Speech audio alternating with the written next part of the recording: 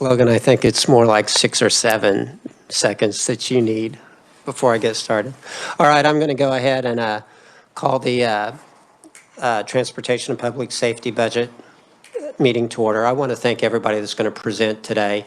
You know, we've been doing an extensive deep dive on salary issues at the state, and so thank you for getting everything together in a hurry as we threw this together. Before we get started, first thing on the agenda is a request for bill introductions. Do we have any bill introductions today? Seeing none, we're going to depart just a little bit from the agenda.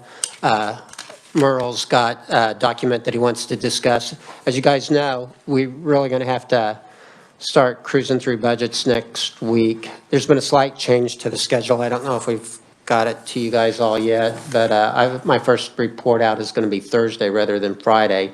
So we're going to have to really work fast on the fire marshal budget. That's a biggie. Anyway, get started, Merle, with what you want to tell us. Yes, thank you, Mr. Chair. I just would refer everybody to a document that says Budget Committee and Subcommittee Report Out Procedures. These are very similar to procedures that we used last year. In previous years, this committee would hear a budget, they would consider recommendations, and then we would record those recommendations in a subcommittee report that the chair then shares in the full House Appropriations. In previous years, we went around to every individual and had them add signatures. Last year, because of the pandemic, we wanted to avoid going around to every member, so we adopted an implementation, a process of emailing this out to members, and members would let us know if they dissented from the report. That is essentially the same process that we will use this year. If you'll see on item 1, all budget and subcommittee members will be emailed a copy of the budget report by noon the day before the budget is scheduled to be reported out by the chair in the full House Appropriations. So you'll get that no later than noon the day before. Hopefully in a perfect world, we can get that to you pretty shortly after you've done recommendations. Any replies will be due to that fiscal analyst by 5 p.m. the day before the budget's scheduled to be reported out. So you'll see that's a pretty small window. It's at least noon to 5. In the event a member of the Budget Committee or Subcommittee does not believe the report is ready to be presented, they can notify us, and that can be recorded in the minutes for House Appropriations. This process is not meant to replace the minority report. Minority reports are still permitted. Essentially, it's emailing members, and you let us know if you dissent from that report. Please note that the subcommittee report, what we ask you to look at is to make sure that the information accurately reflects what was voted on by the group. It is not, we are not asking, it's not whether you concur with the actions that are taken, but it's whether you think the language that we've recorded reflects accurate. Does that make sense? The vote, the decision has already happened in the chamber here, so we're just wanting to make sure everybody agrees that the language in the report is correct. And I can stand for questions, or we can move on. Questions for Merle?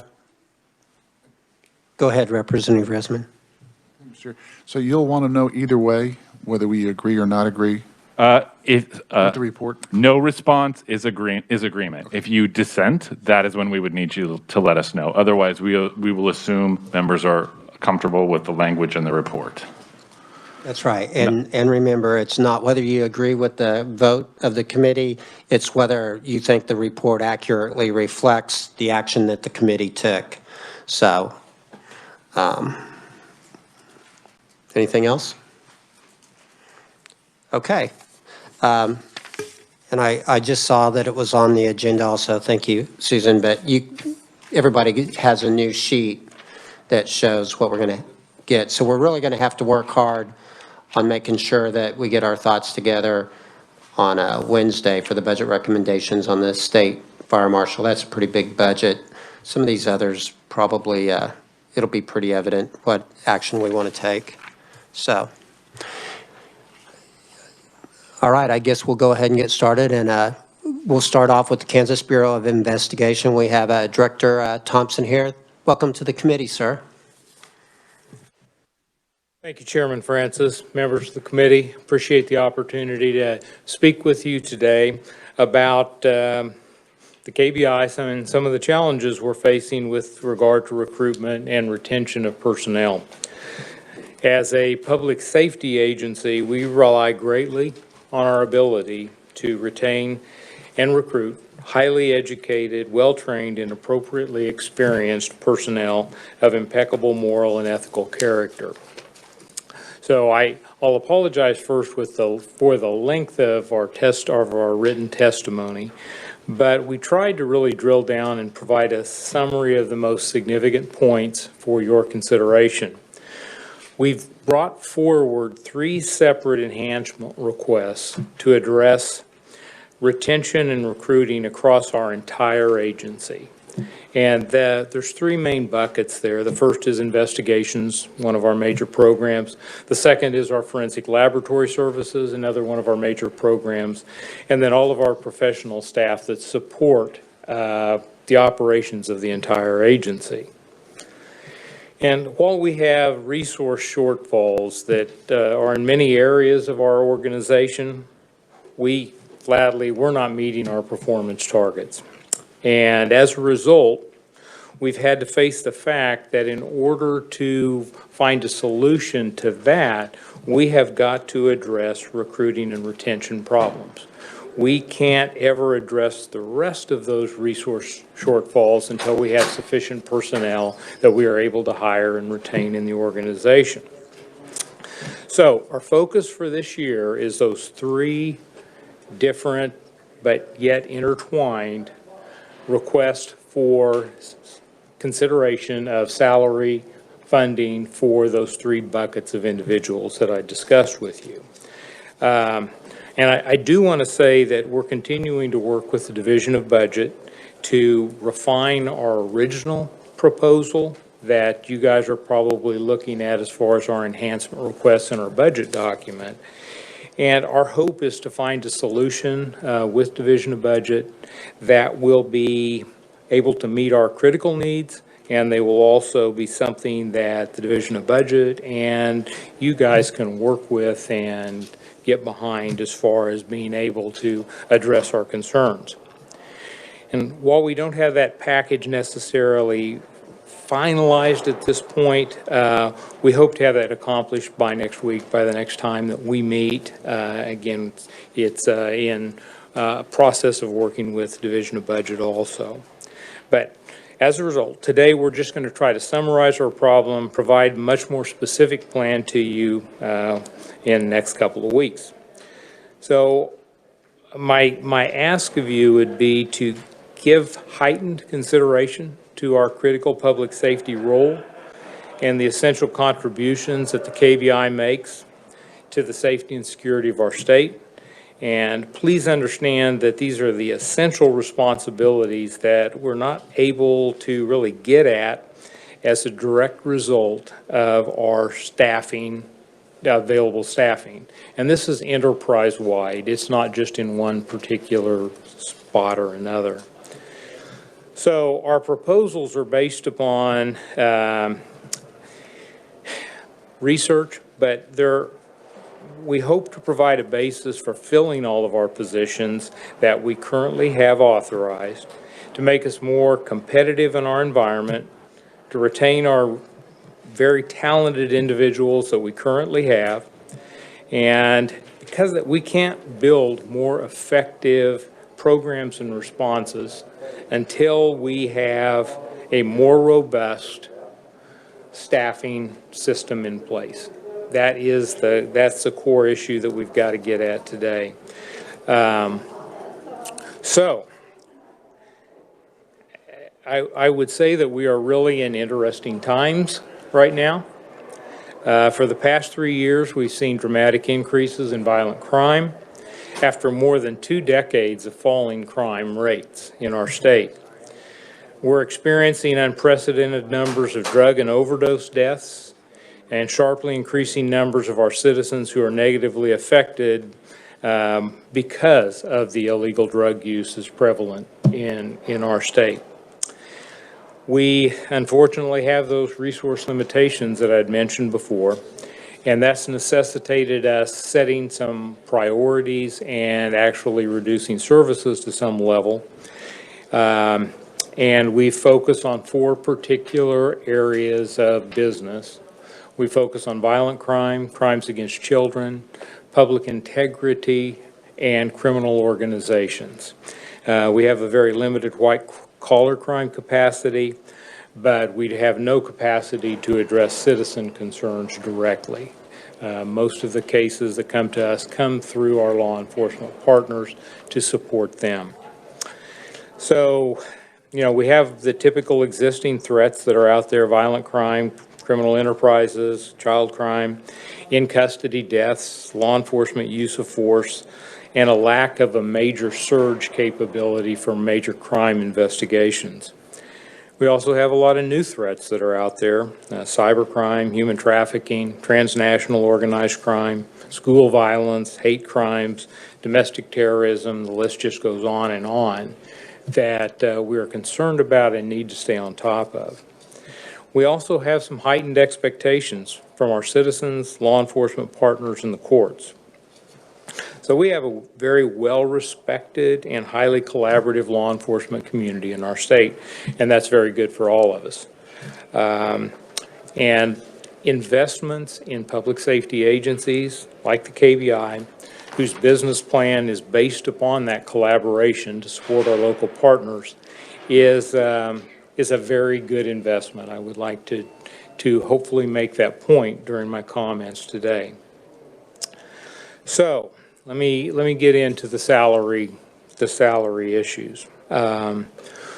As I'd mentioned, we have been experiencing difficulty with recruiting and retaining investigative forensic science and professional staff for a number of years. There are several factors that I try to summarize that have contributed to those difficulties, but the first is to recruit our special agents. We are not pulling from colleges, universities, that kind of thing necessarily. We are trying to hire seasoned investigative personnel with substantial amounts of investigative or law enforcement experience. So we are hiring our personnel from our local agency partners. But over the past 6 years, which included 7 separate classes, on average, less than 10% of the people who applied for our agency had the preferred qualifications that we are seeking to address the kinds of responsibilities that we have. So to find those applicants with experience equivalent to the type of investigations that we do, we often look to larger law enforcement agencies. Unfortunately, the larger law enforcement agencies are having the same issues, but they are able to pay significantly higher for their positions normally classified as detectives than what we are. And as a result, we oftentimes are required to draw our candidates from smaller departments that may not have that same level of experience for us. So our division of investigations has approximately 86% filled rate. I should do that opposite and say what the vacancy rate is. So you got a 14% vacancy rate? Yeah. Okay. Yes. And we have approximately 73 agents working in the field in the 105 Kansas counties. So second, our hiring processes and standards are probably somewhat more rigid than many of the other public and private agencies that we could be drawing from, due to the sensitive and confidential nature of the information that we handle and the things that we do. To give you a sense, over the last 3 years, we've made almost 300 conditional offers of employment, and of that, actual numbers 279, we've rescinded 152 of those offers of employment. And that's after the basic kinds of screening that most organizations would do. So 54% of the applicants who then reach that level, the basic screening that we've offered a conditional offer to, did not pass the stringent requirements that we put in place for our organization. So the third thing I would mention is that we also are seeing the same difficulties within our forensic sciences classifications.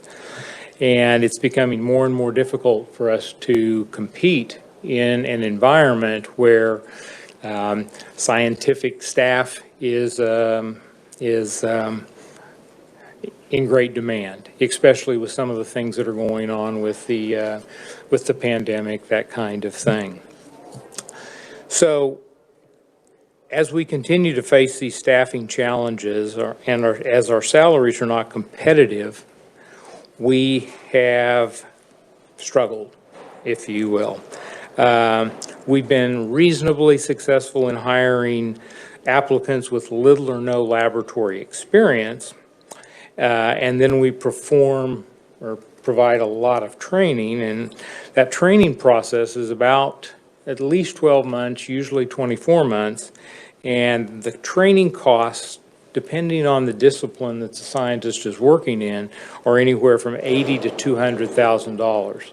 So there's a significant investment in time and money. And then finally, our attempts to recruit in the professional staff environment, we're finding a lot of competition in the private sector and within other government agencies.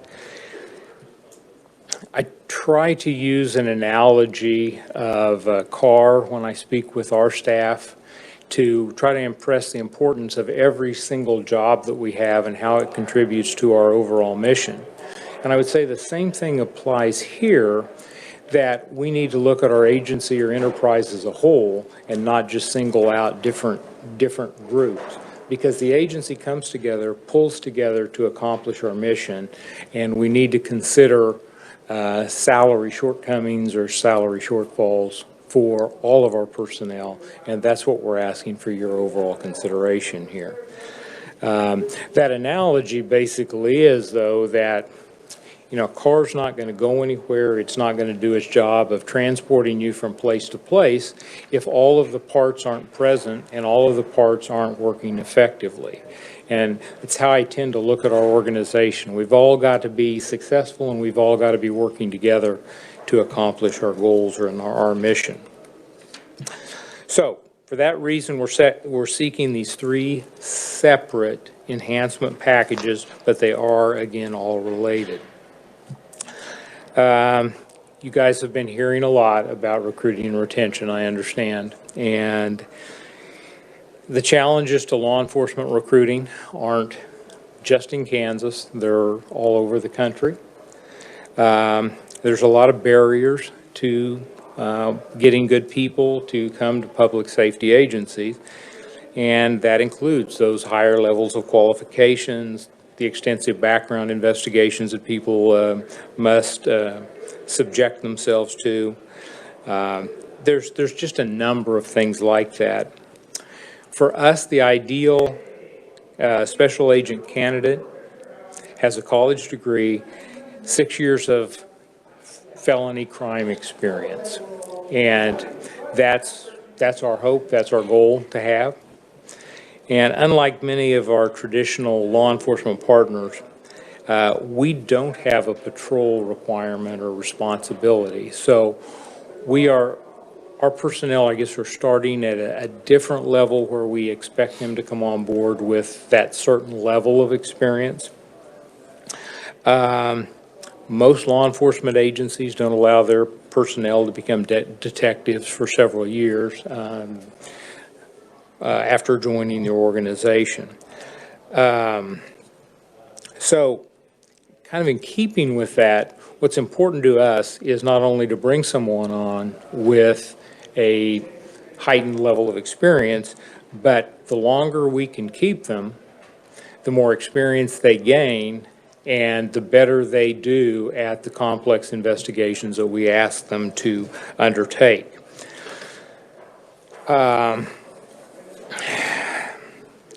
Just in an era when it's increasingly harder to recruit candidates to the law enforcement profession, and the KBI in particular, it's even more critical that once we do have someone come on board that we retain them.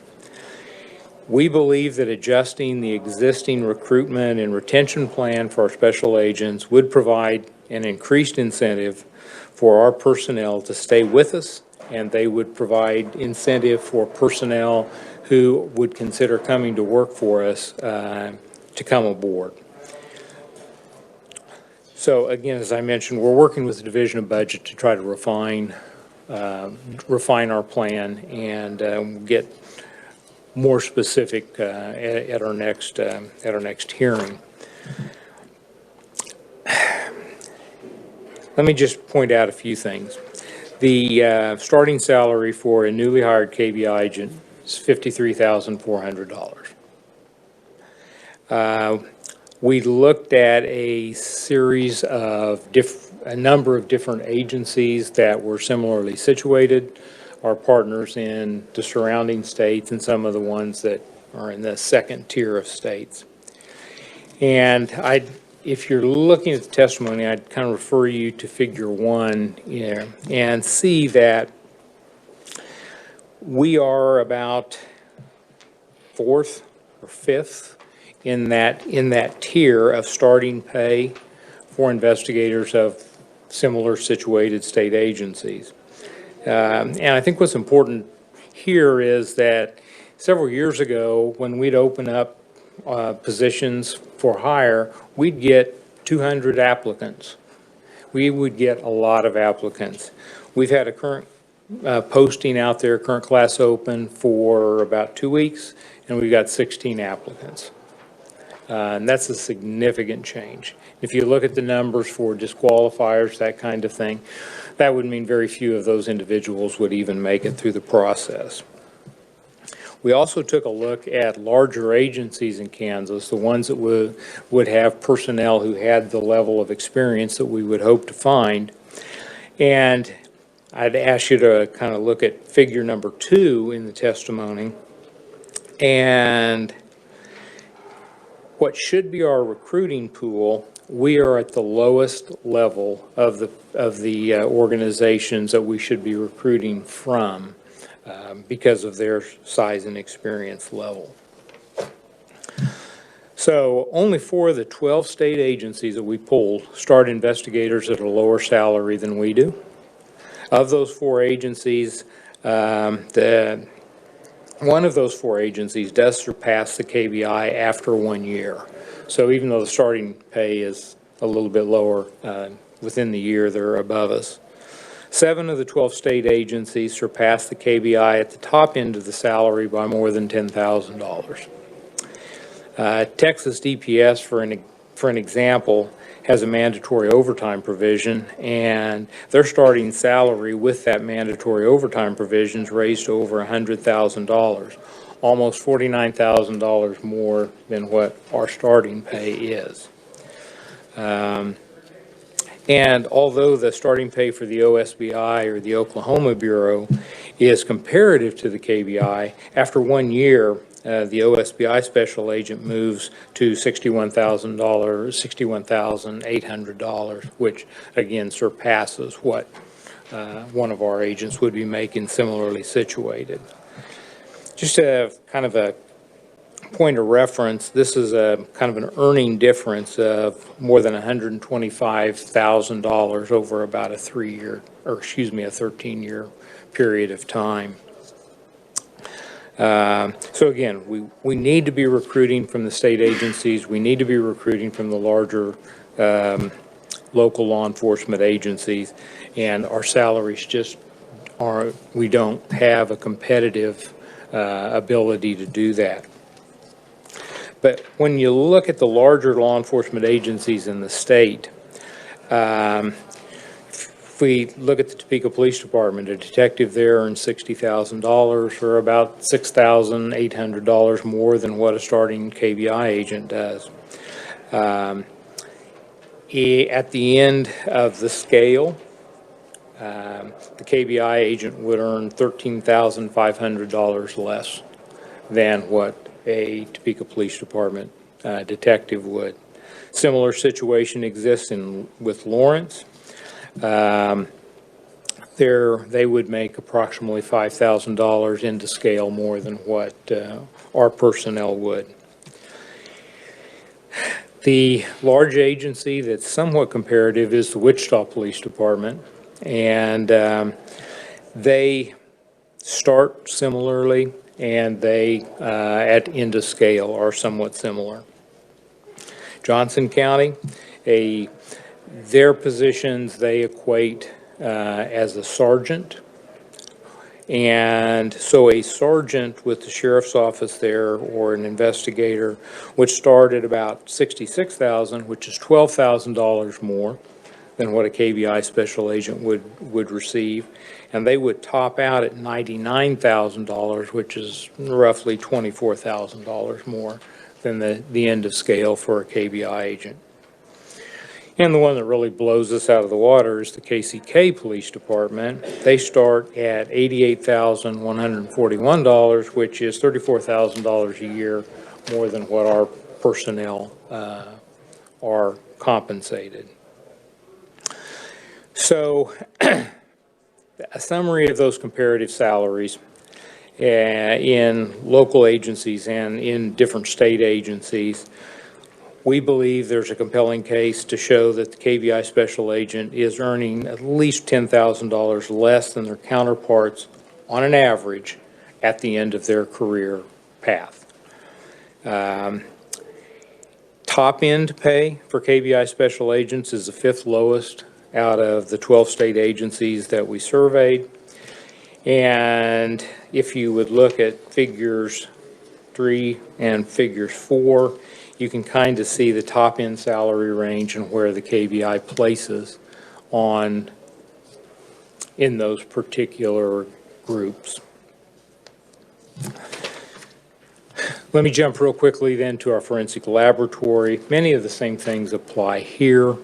However, the study that we conducted for salaries were from 7 forensic laboratories that are in this area, to include 2 in-state laboratories, the Johnson County Lab and the Sedgwick County Lab. And given time issues, I'd just call your attention to figure 5, which depicts the starting, midpoint, and top pay for a forensic scientist 1 among those agencies. A forensic scientist 1 is the scientist class from start of employment through the first 1 to 2 years when they receive the required work authorizations and certifications to do court work, if you will. Excuse me, to do what? To be able to testify as an expert in court. And do they then become, after 1 or 2 years, become a forensic scientist too? Yes. So maybe I'm being naive, but then it would look like the starting pay for the forensic scientist 1 is an important point, but really once they get their certifications and they've proven their ability to progress in the profession, they go to a forensic scientist 2. So the midpoint pay and top pay would not be as critical in this position because there's a planned progression to scientist 2, which is pretty adequately paid, except compared to Iowa. Yeah, and the FS1 position, or forensic scientist 1 position, is kind of front-loaded because you need to draw the person to the agency, if you will. And on average, though, if you look, the forensic scientist 1 for the KBI is paid about $19,000 less at the top end of that short scale for comparative work than the other laboratories after 2 years. So there's still a disparity at that front end. If you jump to the forensic scientist 2 level, that disparity closes a little bit, but our folks are still about $14,600 lower in the forensic scientist 2 range, which usually lasts about to year 5. And the forensic scientist, too, is when they're able to testify in court. They're kind of the journeyman position, if you will, in the laboratory. They can then move to the forensic scientist 3, which is the highest level of working scientist, if you will, in the laboratory. And at that point, the differential closes quite a bit, and that differential goes down to about $9,000 per year. And what's the requirements to go from a 2 to a 3? There are a number of them, but there's things like, do they publish research? Do they have a technical specialty where they review others' work? In a forensic laboratory, you generally have 2 different individuals, completely separate, doing the same type of, or doing the same analysis on an individual case, so that hopefully that if there are any errors, anything that happened, they would be able to spot those errors before their results are published. So an individual in that role who is checking the work, kind of redoing the work, if you will, of others to make sure it's accurate, is one of those higher levels in the laboratory for Forensic Scientist 3. And at what level does a master's and a doctorate become required to go to either of those 2 levels? Well, the higher your educational level allows you to move then into the Forensic Scientist 3. It does not require a doctorate to get there, but most everyone has a master's degree that's in that particular realm. But there's a number of those things that we find value in that would allow them to move into that range. Is there a master's requirement to be a 2? No. Bachelor's only for 1 and 2? Yes. Can you be a 3 and be a bachelor's, technically? I believe that you can if you have certain other criteria met, certain certifications throughout the laboratory system.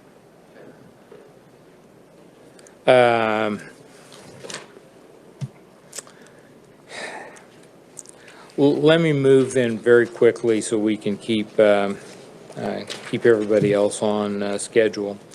Is package number 3, which involves the rest, I guess it's kind of the rest of our organization, IT personnel, support personnel in all levels, whether it be in our fiscal office, in our HR office, all the organizational components that help us to get our job done. We believe it's extremely important for them to be brought along with the other positions within the agency. And because of the wide variety of people and responsibilities, felt the most equitable way of doing that was to look at a simple, straightforward percentage increase across the board for those individuals in those identified classes. Looking at some of our administrative assistants, things like that, we pay somewhere in the range of $12.66 at the lowest level. And just looking at some of the data that's out there for private enterprise, there's significantly higher salaries being paid for significantly less responsible work. So bottom line for that particular group, we were seeking a 10%, and that brings folks a lot closer, at least gets us over the line to probably the $15 per hour rate. Mr.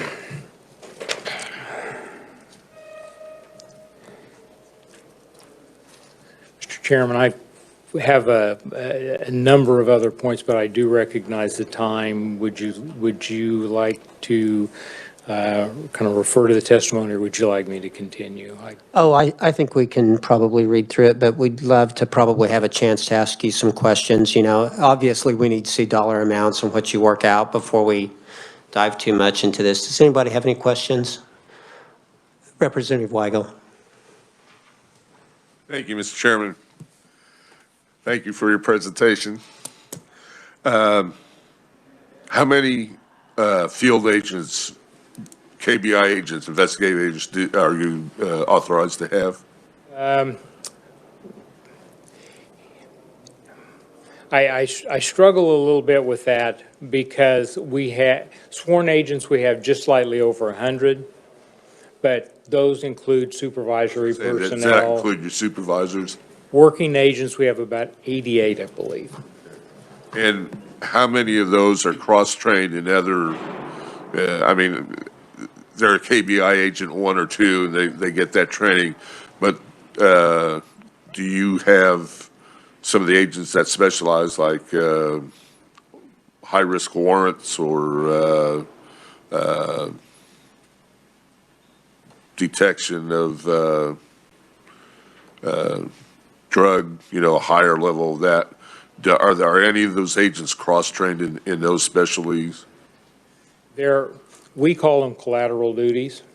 We have agents who do high-risk warrants, do tactical operations.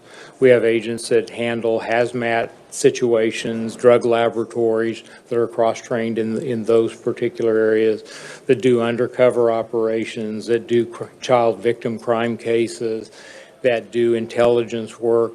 There's just a number of those additional things that we call collateral duties that are not compensated, but they are done by those agents as a part of their routine or normal duties. And how many supervisors are there? We have 2 investigative divisions, and each of those divisions is overseen by an assistant director. So starting, each division has 1. We split the state up into 3 zones for better management of our resources, if you will. And so there's a special agent in charge of each one of those regional zones that handles programs and overall management. So there'd be 2 special agents in charge in each of those zones. And then there is also what we call assistant special agents in charge, which, for example, our tactical team has an assistant special agent in charge who supervises the operations of that team. We have an assistant special agent in charge who handles our hazmat duties, those kinds of things, that handles our child victim task forces. So there's probably 10 of those positions that are operational but have supervisory responsibilities in those collateral duties, like crime scene investigation, those kinds of things. And one last question, and then how many support personnel, like your IT and whatever else are in there? I generally, because it fluctuates a little bit, we have around 100 in each one of those buckets. So if you look, we have about 100 commissioned personnel, we have approximately 100 laboratory staff, and we have 100 support staff with and IT staff, legal, fiscal, add all of those responsibilities in together. And I can provide you a listing of where all those are if you would like. Yeah, if you could, please. Okay, thank you. Thank you for your testimony. Thank you, Mr. Chairman. Representative Resman. I really have a question. I have a request more than anything else. Yesterday, we were given a briefing from KDOT, and in that briefing, they had the number of employees that were eligible for retirement, and they went back probably a few years so they can kind of figure out their pipeline as far as the loss of employees in the near future. If we could get some type of statistics as far as how many agents or actually even scientists or your entire staff that are eligible for retirement right now, and how many are eligible in the next 5 years, so we have some type of idea of the possible loss rate that we may have to look at. Okay, we can provide that for you.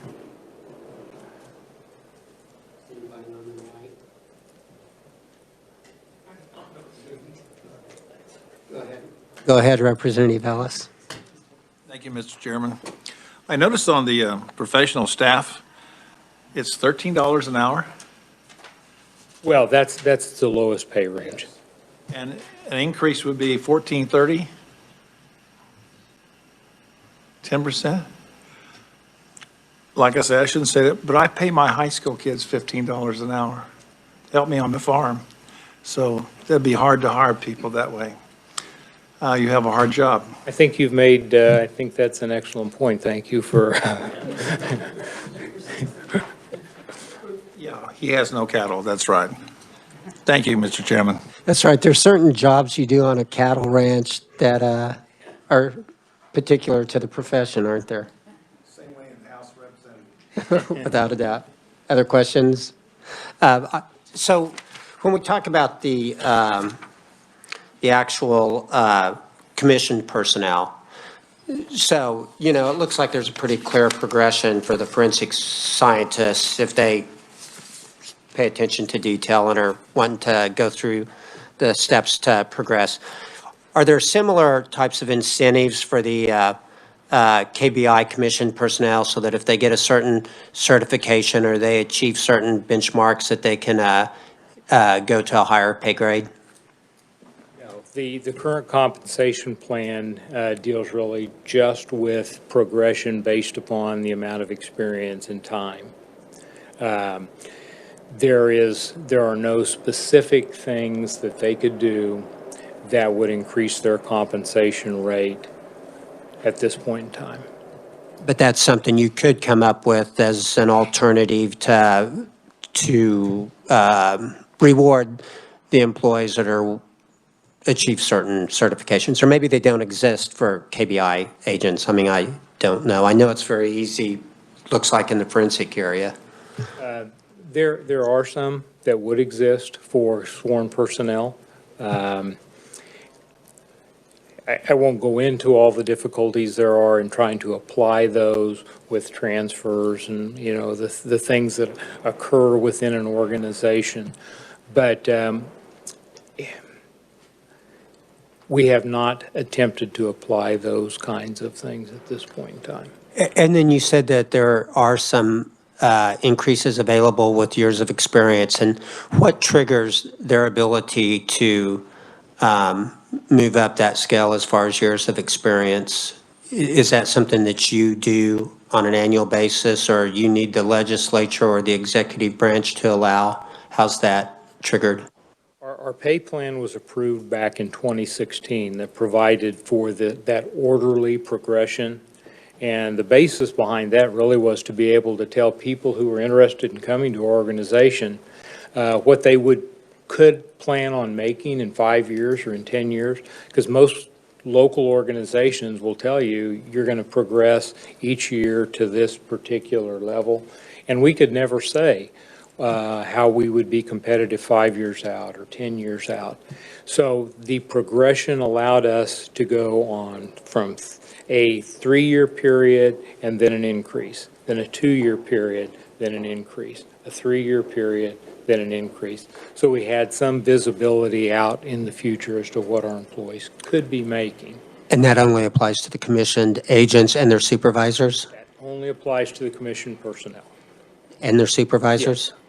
Okay. Could we get kind of a summary of that sheet just so that we have an understanding? Because I'm sure whatever's passed will continue that same type of progression.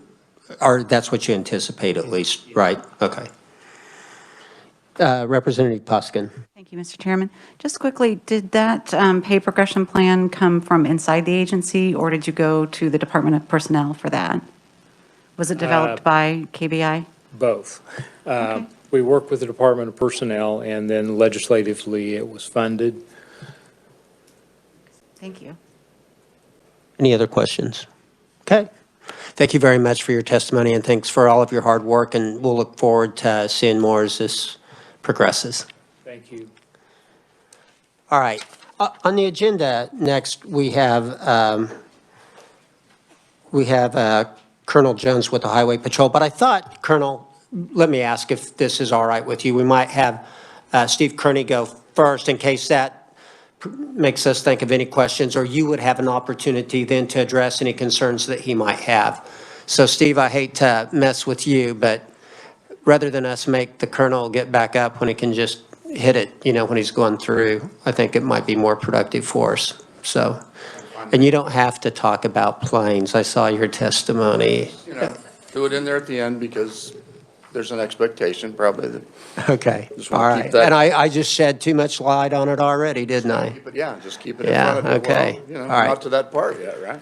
Okay, let's Well, go. Good afternoon, everybody. I'm Steve Kearney. I appear in here in my capacity as the Executive Vice President with the Kansas State Troopers Association. My firm represents them both before the legislature and the administration and otherwise. Organization is made up of about 400 members. Those are sworn troopers, law enforcement officers, motor carrier inspectors, Capitol Police folks, as well as retirees. These folks, and I'm sure the Colonel may get around to this as well, but our folks don't just serve in what you think of maybe as a traditional road role. They're out there on drug interdiction, aircraft, dog handling, nothing, right? Special response team, et cetera. And, one of the troops, one group of our members you all see multiple times every day, and that's the Capitol Police, Troop K. As you come in and out of here, they're the folks that protect the complex, protect you all, and everybody that comes in and out of here. So I looked over the Colonel's testimony, see, because I was going to like back clean up, but okay.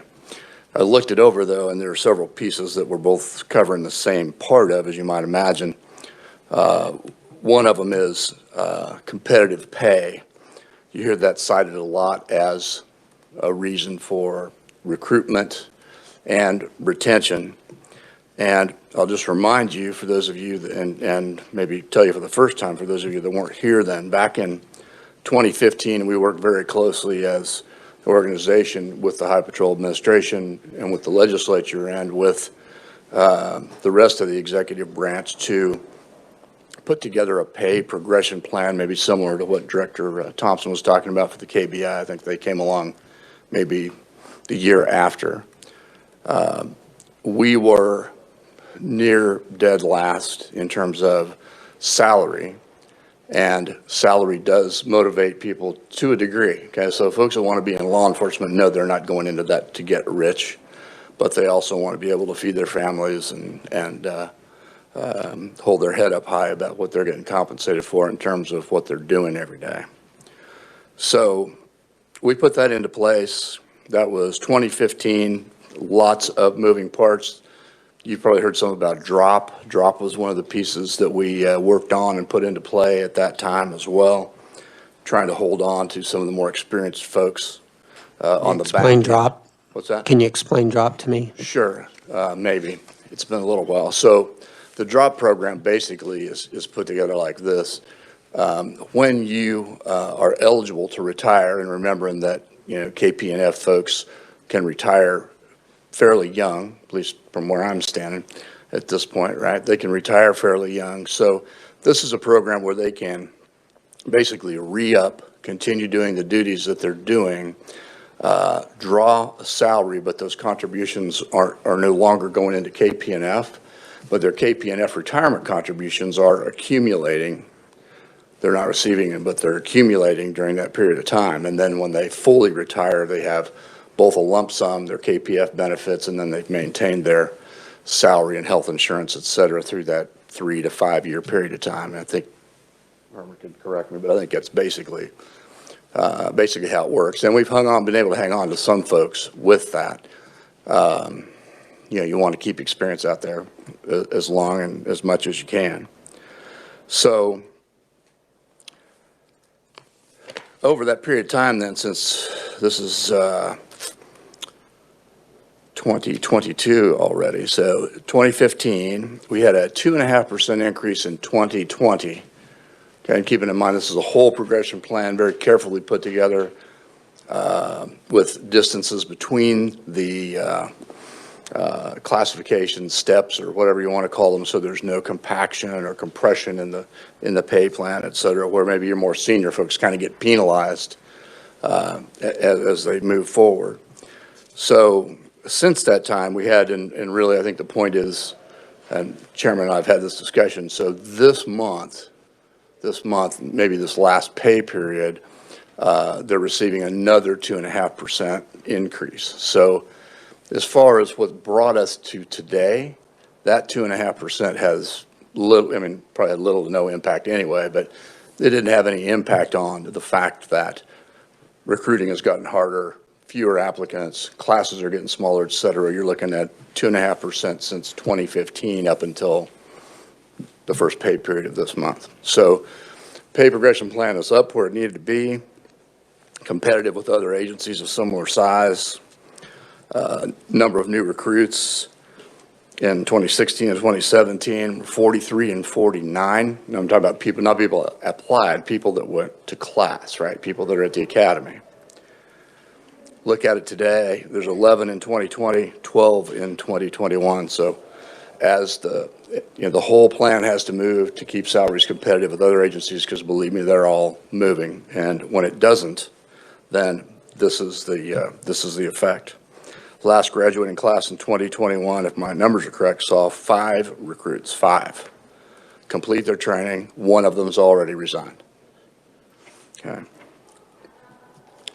So if you couple that with what appears to be kind of extraordinarily high or unusually high number of resignations plus retirements, it's really creating a public safety and officer safety problem for citizens of the state of Kansas and for our members.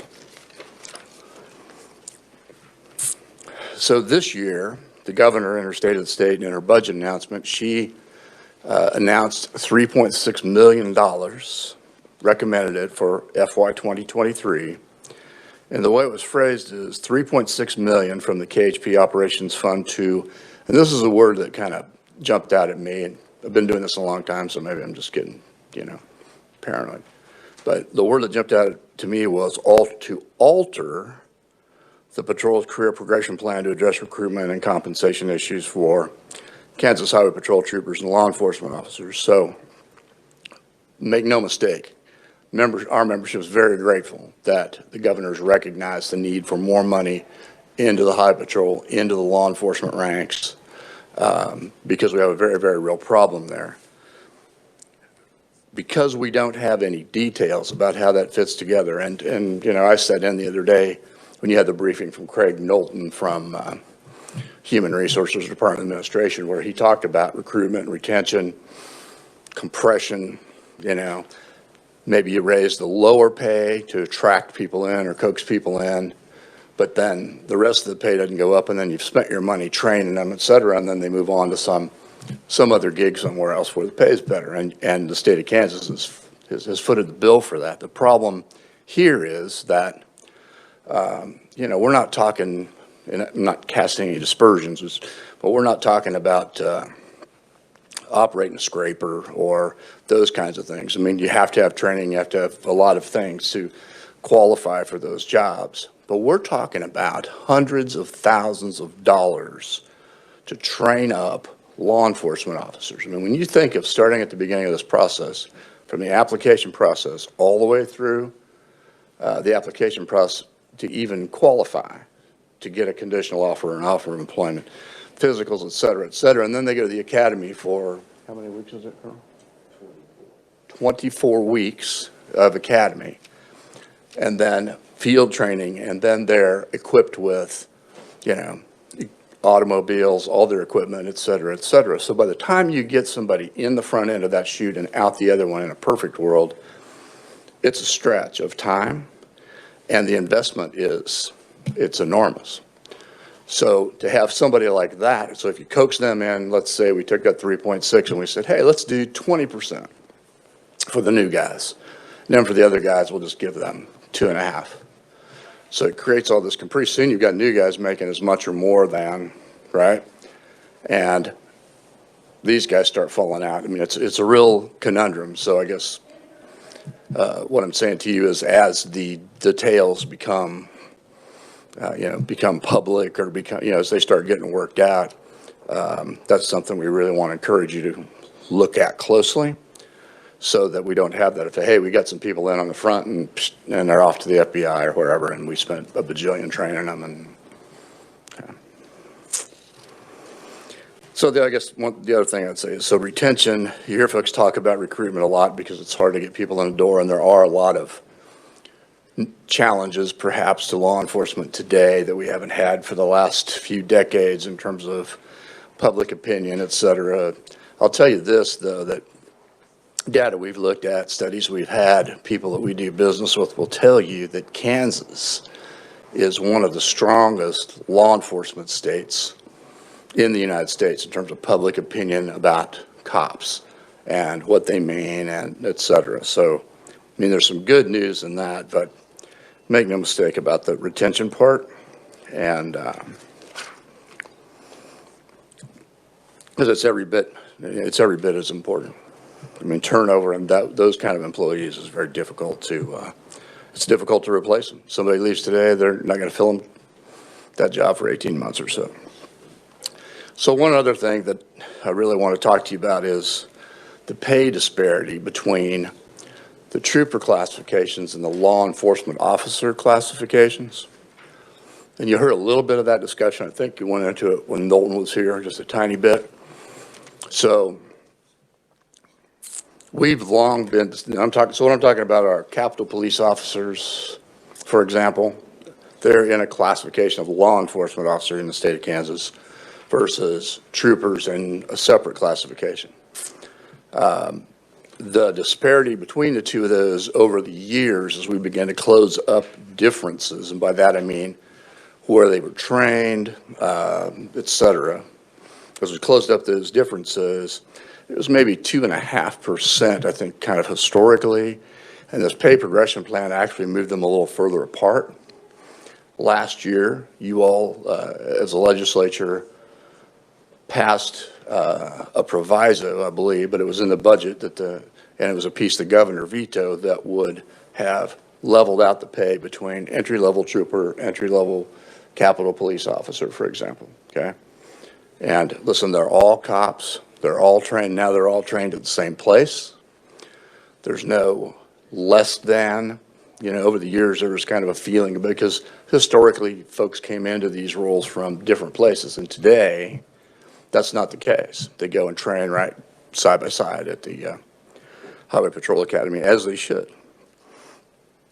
So at this point, from our perspective, on behalf of our members, I think really all the articulable differences between the trooper classifications and the law enforcement classifications really are gone. I mean, you can conjure up some things, but the truth is, those are the folks down there protecting you guys every day. They're certified law enforcement officers. They train in the same place, et cetera. To have that disparity really is difficult. It creates some difficulty for them, morale and otherwise, as you might imagine. And some confusion from the citizens when they're part of the Highway Patrol, but yet their uniforms a little different, the hat's a little different, et cetera. For our members, we want everybody to, walk and talk and quack like a duck because they all are ducks, right? Okay, so the last thing quickly, you can read this paragraph on aircraft because we've talked about it plenty. We've got an aging aircraft fleet, aging FLIR that fails more often than it works. And in fact, isn't even supported by the manufacturer anymore. It's sold, okay? So we've got pilots out there flying too low to try to aid and assist local law enforcement partners and our own folks. It's dangerous. So, sum up right quick, because the rest of this wasn't terribly fast. Please be careful if you can, if you have input into this on how the pay progression plan gets adjusted, that you're looking at through a lens of both retention and recruitment or vice versa, and not just trying to fix one end of a problem. Let's fix this law enforcement officer versus trooper classification thing. So there are 20, and I'll just tell you, there are 24 Capitol Police officers right now, is my understanding, give or take. We're not talking about a bajillion dollars here, right? We're not talking about very much money. In fact, the governor could reclassify them through executive order if she so chose. So that's something to keep in mind. Keep in mind the aircraft piece. all these things, fewer troopers, less coverage, slower response time, officer safety, higher accident rates, fatalities, lower morale, the longer it goes, the worse it gets. So I did attach to something we had proposed a few years ago on the law enforcement officer kind of reclassification piece to satisfy some of the long-standing concerns, and you can, happy to answer questions about it at any other time or now for that matter, but when you have a chance to look at it, and I'd be happy to answer any questions. Okay, anybody on the committee have any questions for Mr. Carney? You do, Bill? All right, go ahead, Representative Delperdane. If I had to start it out here or not. Just a couple of things I've jotted down. I understand the money issues completely. Right. But I'm keep questioning, is there something running deeper than just the money within the ranks of the troopers? At the surface, are we backing the troopers as needed? We've got a current anti-police culture going on out there. How are we addressing this within the rank and files so they're not coming in each day with their heads hung low because of what they do? Right. And I don't know if you want to address that before I go on. Yeah, I can. No, yeah, I can. Some, I think. So rest assured, in terms of the folks, our members, the folks that are serving every day, getting up, putting that uniform on, putting on a bulletproof vest, or hopefully, right? Those folks don't hang their heads about what they do, right? And they don't hang their heads about being members of the Kansas Highway Patrol. Most of them are, and there's, we have, generational, like a lot of law enforcement, right? Folks in the patrol, people that are very passionate about what they do. Pay can account some for morale, cultural stuff that's happening can account some. Differences in management style and the like between one administration or another can account for some of that. I can't put my finger on it, but the one most obvious right this minute is, I think, is pay.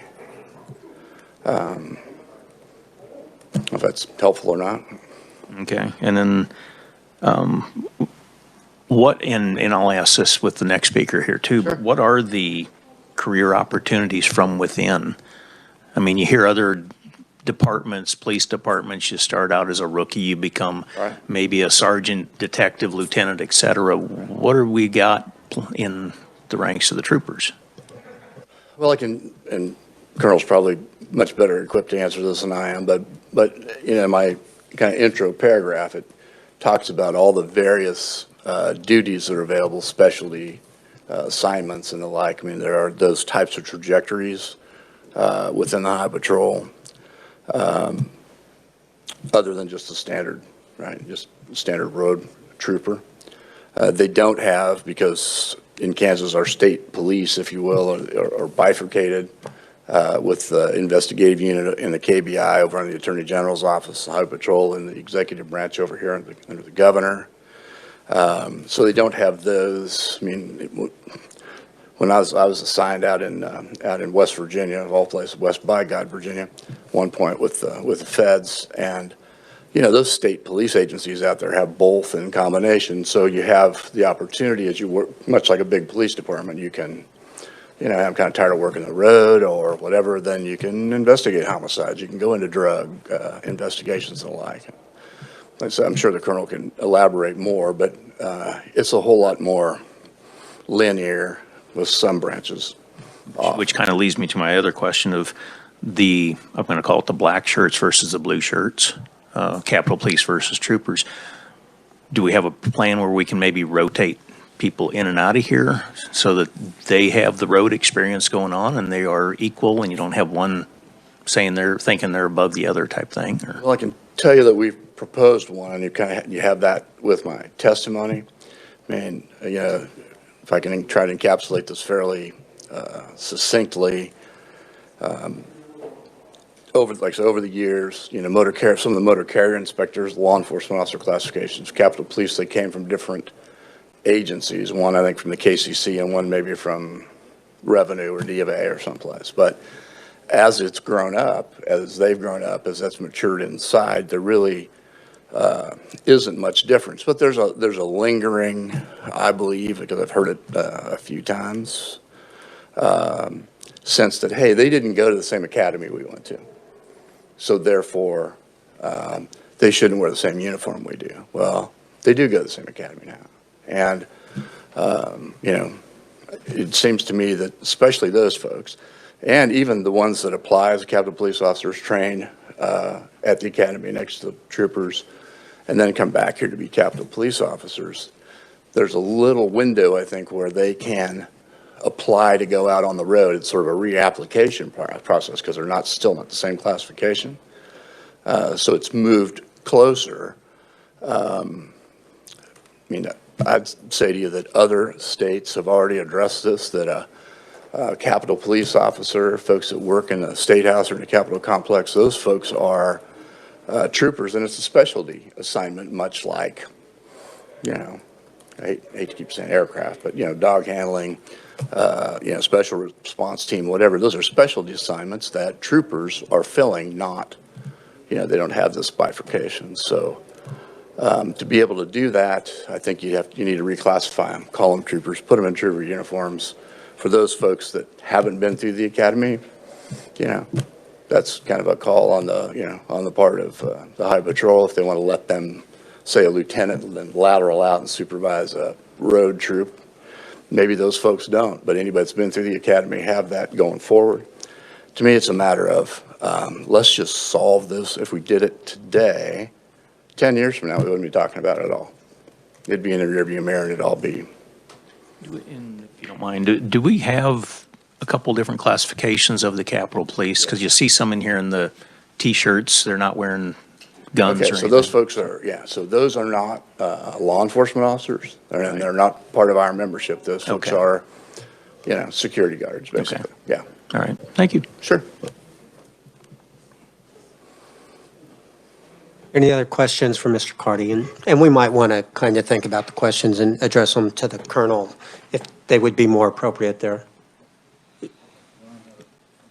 Ron? Or Representative Ellis, excuse me. I got a little familiar with you there. Okay. Any other questions? All right. Thank you very much, Steve. We appreciate your testimony. Happy to answer any questions. Sure. Colonel Jones, welcome to the committee.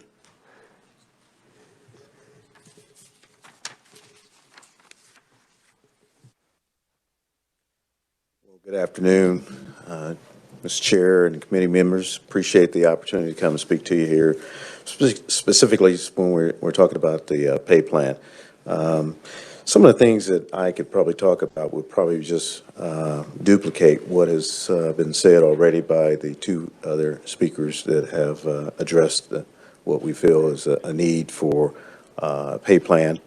I will say, more than anything, we're very appreciative that the governor has recognized that there is a need for a pay plan or an increase on salaries, and to be more competitive with where we have been in the past. So we greatly appreciate that. So where we have come from to where we are today is some of the elements that we've talked about. When the pay plan was established, in a sense, what I say, it gave a sense of anyone that came into an organization knew where they would be 5-10 years or so.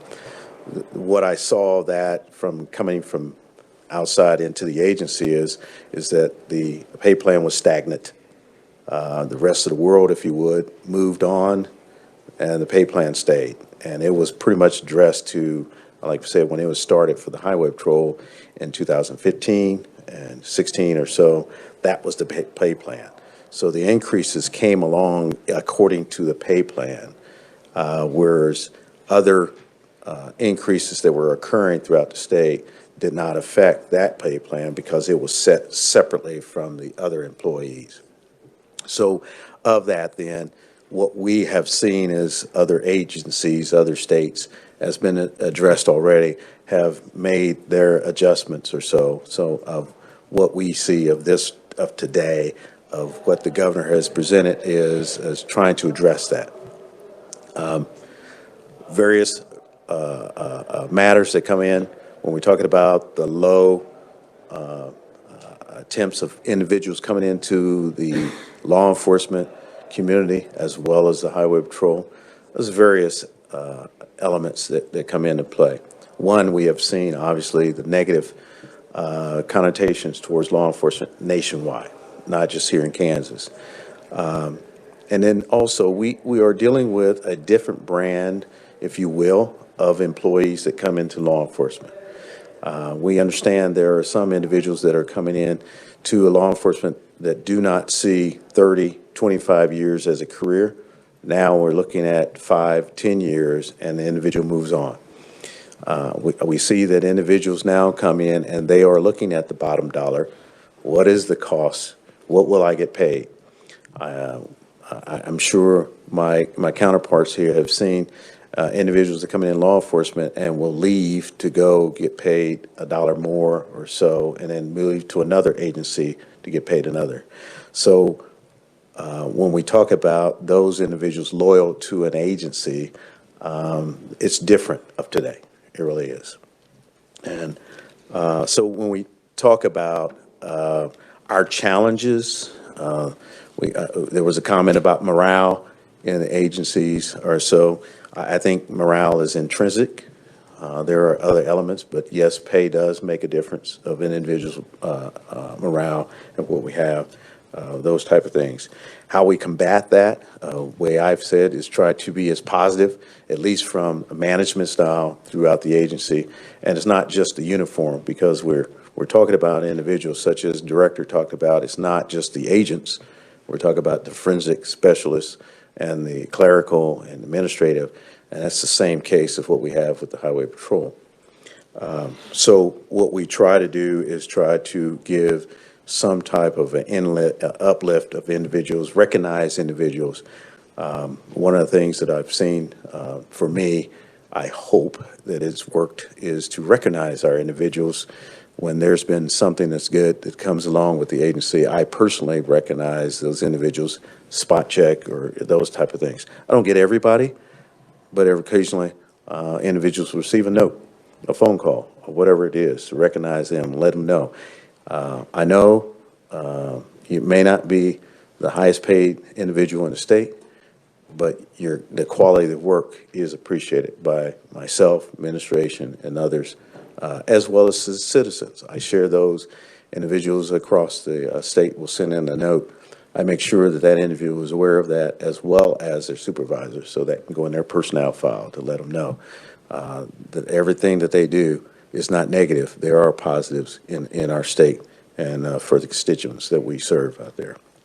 So again, I don't want to overstate some of the things that we've talked about or that has been brought up, but one that has obviously brought more awareness to us as far as bringing in employees that we've all seen is the COVID and pandemic.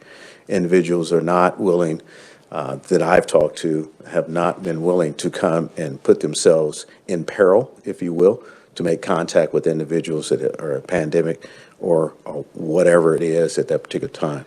We see a rise in mental health. Individuals are now put in a position now to deal with individuals that have mental health issues, whereas we know and understand that law enforcement is now taking on certain responsibilities with those type. So from all of that, what we try to do to combat and try to at least work with those that are within the agency, if anything, is we look at our policy changes of how we can do to be as fair as possible to individuals to make sure they're valued. When talk about policy changes, to understand as we evolve as a nation, as a state, and also as an agency, we'll look at what do we need to do to evolve with that. One is the Highway Patrol has always been at stream, clean cut type, and I think we will always maintain that. But when we talk about individuals that see the culture of tattoos, we've had a policy of years of standing that you do not have tattoos. We've modified that to the point where it cannot be visible to individuals. Obviously, you don't want anything that is offensive. The question that comes with that, where the agency stayed away from that, was what is offensive? What's offensive to you can be offensive to me. So there was a point where there was no tattoos. That way we wouldn't have to deal with it. Now we're looking at to a point where we understand that the individuals that are coming to the agency have tattoos. there are some people out there that are very valuable to an organization. And do we throw that away just because they have a tattoo? But at the same time, we have an appearance and we have standards for that. So if the tattoo would be something that's not visible to the hand, neck, and those type of things right there. So we're trying to evolve and make some of those changes, but also we have a standard that we want to maintain for the citizens of Kansas with this uniform and how we conduct ourselves. So recruitment has changed, as we understand. With the recruitment, we know that we're challenged. The people that we, in years past, 200, 300, 400 people. I started in Highway Patrol in the year of '82. When I did it, there were hundreds of applicants that were applying for 20-something positions. That is not the case anymore. Recently, there were probably 100 and some individuals for a class that we're going to start later on in the year. Of that, you figure you're going to, for each process that you go through, you're going to lose individuals. Anywhere from 10 to 30% of those individuals are going to go to the wayside, either because something in their background or their standard, or some people don't show up for the test. They apply but don't show up. And this is not anything foreign to our state, to our agency. I'm sure you can talk to the director and many other agencies. Some individuals will apply but don't show up. And then some don't pass the test. And then some don't pass the background. And then some don't pass the polygraph. And then they have a hard time with interviews. So by the time we get to a class of 110, we're down to 20 that comes to the final interview. And maybe we'll get to 15 that will make it. And of that 15, 2 don't show up for the class when it starts. And then 3 will quit within the first week. And they will tell you they're not ready for law enforcement. Although they've been informed, they've been given video, they've been given phone calls, we've been given written correspondence, what to expect, who to talk to. And so these are challenges that we are experiencing in our agency as well. So by doing that, we're trying to work through a recruitment effort through diversity. We've gone over and beyond the places that we normally go. We're going to different places to individuals. We're going to historic black colleges. We're going to foreign community events to put ourselves into the community to let them know that who we are as Highway Patrol, not just someone in a car going up and down the highways, but also to understand that we are a service-oriented agency and we avail ourselves to the individuals or so. Our training, our recruitment process, there's a long process, as you can probably understand, to get individuals quality in there. We've streamlined our process so individuals are not waiting for a long time. There was a time and it would take maybe a year, year and a half before an individual would actually wear this uniform on their first day. We've streamlined that, brought that down, working with our HR. They're working hard, but we understand the purpose of what we need to do to accomplish that goal. Our recruitment, not only do we have one recruiter, we have adjunct recruiters across the state where they can spread themselves out to spread our message to individuals right there. Social media. I'm not on social media. I'm not on the but to understand that the individuals that we're trying to bring to our agency, that is their sense of communication. From Instagram and Facebook and so on and those type of things. So we have individuals dedicated with that. So we're trying, we really are. One of the challenges, again, is that when we we avail ourselves, again, we're appreciative of what the governor has done to show some importance of where we are to bring individuals to our agency or so. So in short, I'll just read that it's in here for the agency continues conversations with the governor's office to address challenges surrounding the pay of our uniformed officers there. And we understand that 3.6 that's where we are. We're still having conversations of how we go about that. But if implemented, the proposed plan will align the Kansas Highway Patrol trooper pay to be more competitive with local agencies and nearby state law enforcement agencies as well. This will be a more appropriately positioned for the patrol to be successful when we're recruiting new troopers, and will retain those troopers contemplating leaving the agency. In turn, the patrol expects the increase in both the number and quality of trooper recruits. These steps will allow the agency to provide improved levels of service to its public and safety partners and the citizens of the Kansas area. One that really strikes me is that over the last few years there, we've seen the death tolls go up on our state.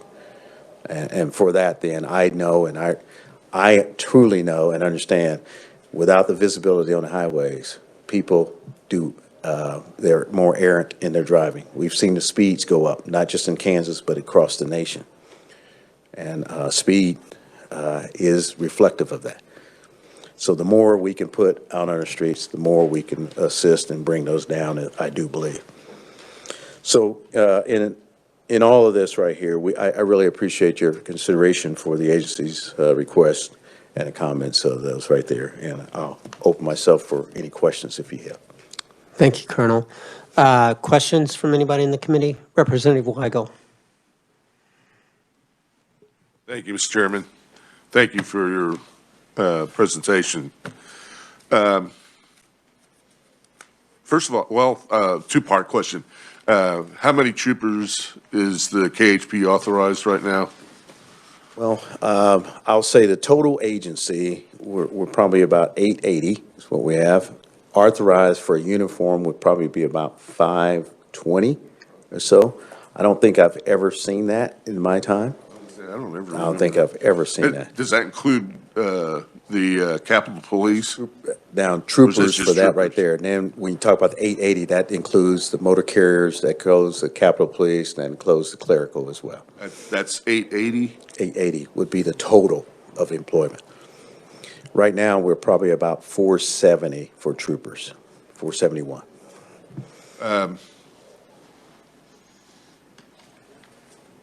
Do you know offhand how many of those are master troopers? You know, I couldn't tell you right off my hand, but I could get that information for you as well. And there's a difference in pay once they attain that master trooper status, correct? Yes, that's correct. And according to the pay plan, as the director talks, it says, it alternates 2 and then 3 years or so, and it brings like that. Now, an individual upon coming to the academy would be given a pay. Upon graduation, they're given a bump in their pay. And at that point, then they would move into the pay plan that goes on right there. Once an individual has achieved certain training modules and years in service then they can become a master trooper and move on right there. And just one other thing that was mentioned, I think in Mr. Kearney's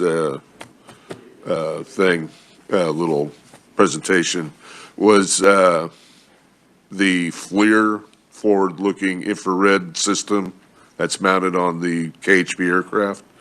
Is that a problem? I mean, is that something that's... I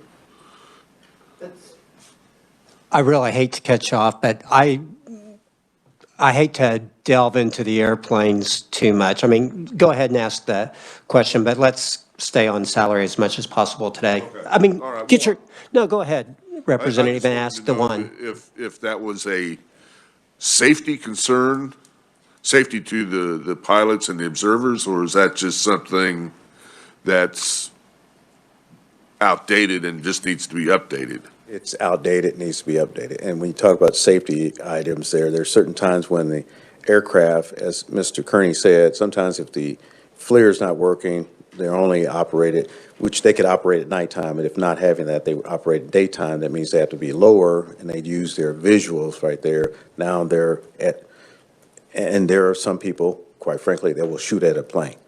Now they're closer to the ground at those type of things, and they're in the air, they can be seen. So, yeah, they're outdated. And some of the planes don't have flares, isn't that correct? That's correct. Not all Yeah. of them do. Thank But you. yeah, we'll get plenty of fun time to do airplanes at some point. Let's stay on, okay, other questions? We'll switch parties. Wait, we'll switch parties and let Representative Delperdang go. Okay, Representative Poskin. Thank you, Mr. Chair. Thank you, Colonel, for your time this afternoon. You mentioned COVID-19 and its impact on your recruiting. The Officer Down Memorial page shows that COVID-19 deaths have been the #1 line of duty cause of death for 2020 and 2021. But it doesn't, I don't follow it enough to know how it impacts Kansas. Do we have additional vacancies that are just more than they would have been because of that in Kansas? It so happens that Director Thompson here is, he's been in communication with our law enforcement agencies as well for those that have been affected and actually succumbed to that, to make sure they're recognized as well on a line of duty type of death where we would see them out here. So yes, COVID has made an impact, if you will. Officer Down Memorial page last year, without giving those specific quotes there, a typical year would be that a line of duty death by way of violence would probably be in the 60s, 70s or so across the nation or so. Automobile crashes, about 45 or so. COVID, over 300 last year. That's what I'm aware of. So I wondered if, if that is impacting our vacancies as well, that would complicate our recruiting efforts or make them exponentially higher. I'm sorry. I think that has made an impact for the fact that individuals will look at, these are the dangers, not only of a gunshot and other type of things, but now you're exposing yourself to individuals where you could actually succumb to that right there. And individuals will now say, why would I want to go into a field of danger for something like that? Thank you so much. Representative Delperdang. Thank you, Chairman. Really appreciate you being here. I enjoy hearing you. The first big paragraph on page 2, I think you just said an absolute mouthful there as far as some of the recruiting issues. So I was happy to see that. On page 3, you got into the fiscal impact with the governor's expenditure increase of $3.5 million. What will be the average of pay effect on the trooper, whether it be a trooper or master trooper, et cetera? I mean, is it a percentage or $1 an hour type thing? Or that is yet to be working through that, working with the governor's office and those type of things, and budget and personnel. We're working through those. And is that amount, will that be just for you, or is it spread across all law enforcement agencies? Or is it just for KHP? Our plan for this 3.6, this is what we're working for, the Kansas Highway Patrol. Okay, excellent. And then one more question, if I could, and I hope I'm not stepping out of bounds. Can I get you to answer a question for Mr. Thompson? I wrote this down when he was talking. He got into the starting salary for newly hired special agents, and he got into some of the criteria. And I'm thinking in my mind, that's probably similar to a master trooper, been there 5-6 years.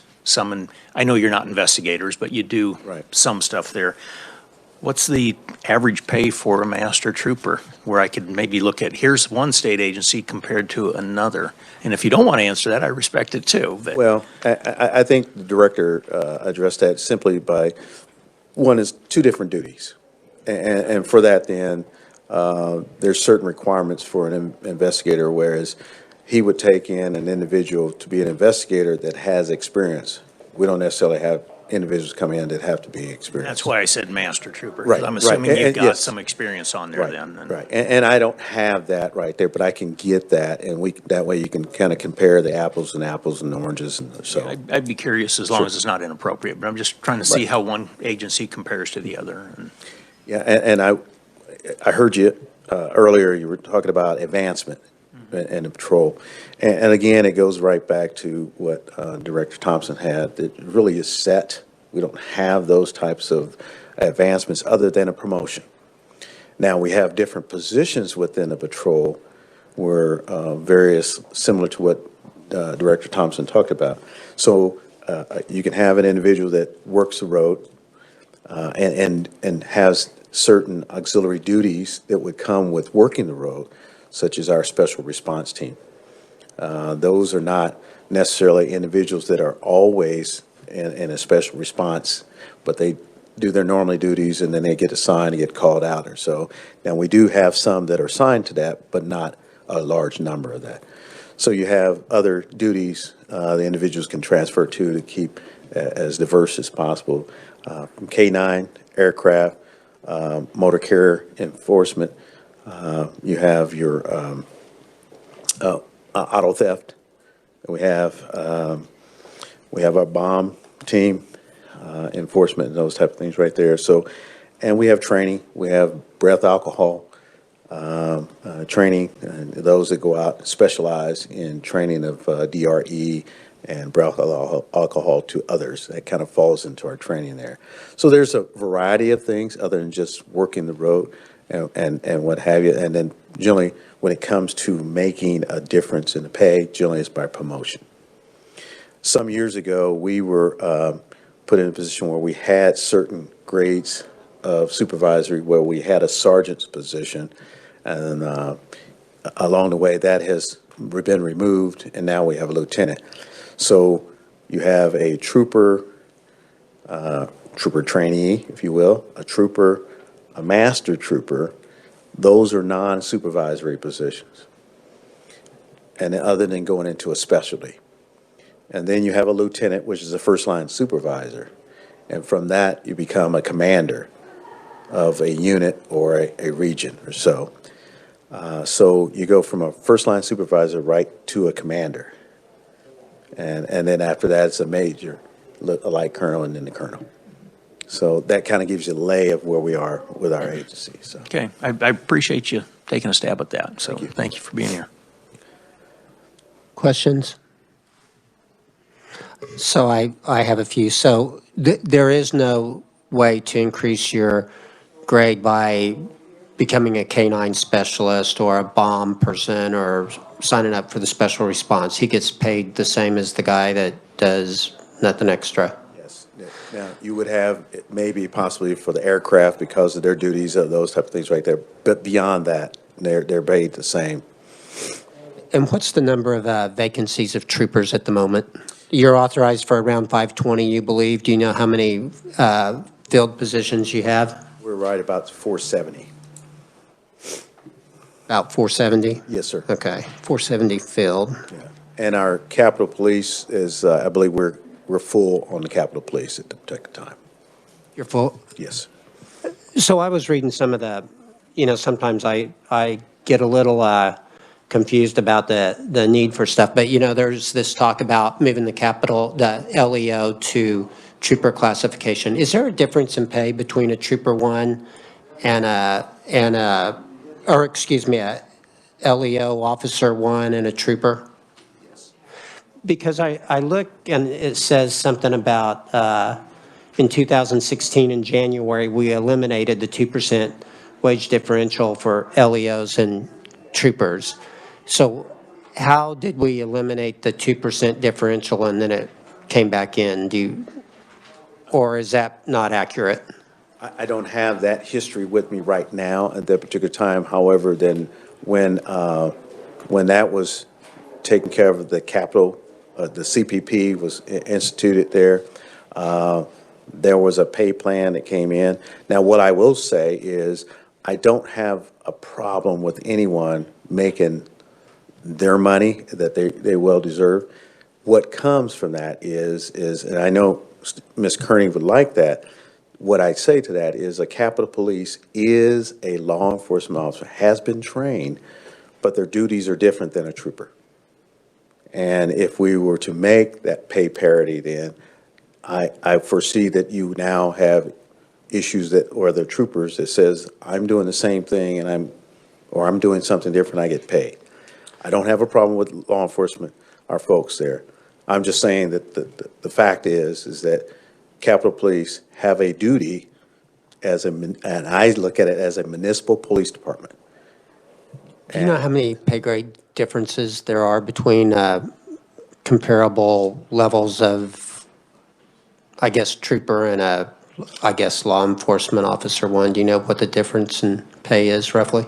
I couldn't without having that Okay. in front of me there, but I can get that information for you. So one of the things that, you know, we've had a lot of extensive hearings regarding pay in the state.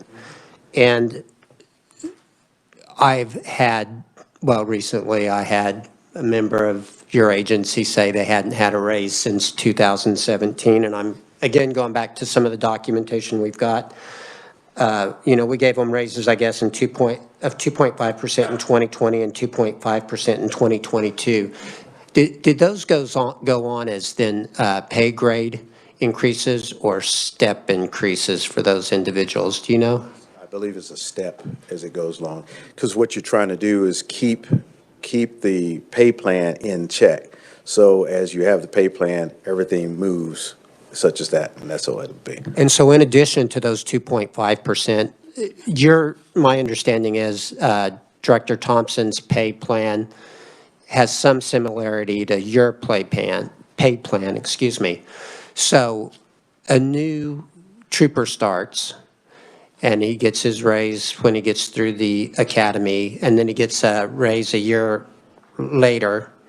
And then in addition to these 2.5% that we did statewide, or we gave to your group, they also got their normal increases in the pay progression plan, correct? My understanding is the pay progression plan had a 2.5 increase, which is by contract with the Kansas Troopers Association, Kansas Right. State Troopers Association from that. And then when we did the 2.5%, was that part of the progression plan, or was that in addition to the progression plan? The 2.5% in 20 and 22?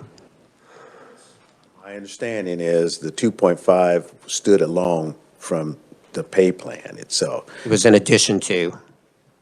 I would have to check on that, unless. Can we they get a come- copy of, or a summary of what the pay plan is? Right. Yeah. And then maybe we can dial down on those a little bit. You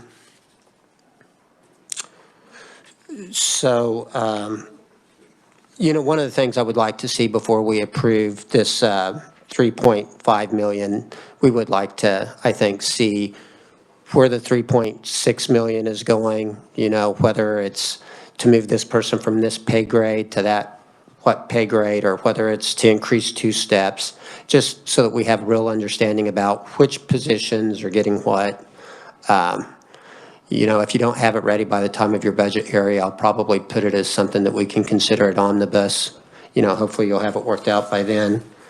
If I can say, I know that we have been working with, excuse me, DPS, Governor's Office, and others like that. Budget Office, I was impressed with their testimony and how they try to go about stuff. And in conjunction with that also, I'd like to see what the market analysis is done. I know they're doing market analysis. We'll want to at least have an understanding of why we're doing all of that. Any other questions by anybody on the committee? I assume the bump at graduation is a pay grade rather than a step, I'm guessing. It's a step over. And I might tell you also, Representative Delberdang, you know that memo that I handed out yesterday? It's got a link on to that administration thing. So maybe we can get Susan or myself to go through and find those different classifications like that thing I handed out. And then we can see what pay grade the existing personnel are at. And in our spare time, Susan, Thursday or something like that. Okay. Any other questions for the superintendent? Okay, all right. Hey, thank you very much for taking time. I know this was kind of just put together at the last minute, and we do appreciate it. You know how busy that budget hearing gets. I wanted to understand this separately. Thank you. Thank you, sir. Appreciate it. Okay. All right, committee, we have nothing on the agenda. Hopefully, Myrtle, do you think, are you guys planning on emailing us the draft documents for those budgets we got to review on Monday, or are we going to have to hit them cold at 3:30? We can email those. Maybe this weekend? Yeah, To- we'll provide them to Susan, and she can distribute those out via email probably Friday. Well, or I guess the real question, Representative, was drive all the way back to the Capitol on a Friday evening to get your budget summary or get it emailed. Anyway, Chiefs all the way, baby. Any other comments for the good of the committee? Okay, all right. Thank you, everybody. I know it's been a long week. Thanks for your work. We're adjourned.